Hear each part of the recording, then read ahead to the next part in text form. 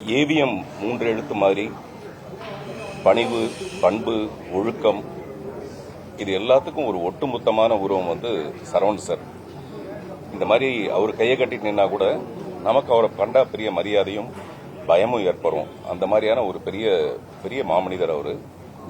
இன்னைக்கு கூட அவருடைய மறைவு செய்தி வாட்ஸ்அப்ல வரும்போது இந்த லவ்விங் மெமரி ஆஃப் சரவணன் போட்டு கீழே லாஸ்ட் ரெஸ்பெக்ட் 313 போட்டிருந்தது. His respect will not last. அதாவது கடைசி மரியாதை 3:30 மணிக்குன்னு கடைசி வரைக்கும் அவருடைய மரியாதை குறையவே குறையாது.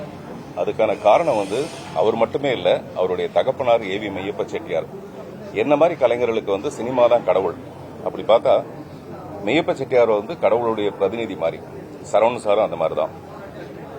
முரட்டுக்காலை படம் வந்ததுக்கு அப்புறமேல நான் சரவணன் சாருக்கு ஒரு கடிதம் எழுதினேன்.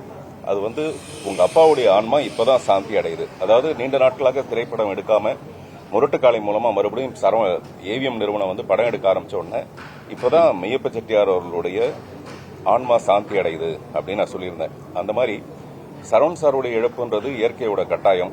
அது ஒரு வகையில ஈடு செய்ய முடியாதா கூட இன்னொரு வகையில் அதை ஈடு செய்யலாம். இப்போ அவங்க குடும்பத்தார்ட்ட நான் பேசினது கூட மறுபடியும் ஏவிஎம் தொடர்ந்து படங்கள் எடுக்கணும். இந்த படத்தோட ஆரம்பத்தில் சரவணன் சாருடைய போட்டோ போட்டு அவருக்கான அஞ்சலின்னு சொல்லிட்டு செலுத்தணும்.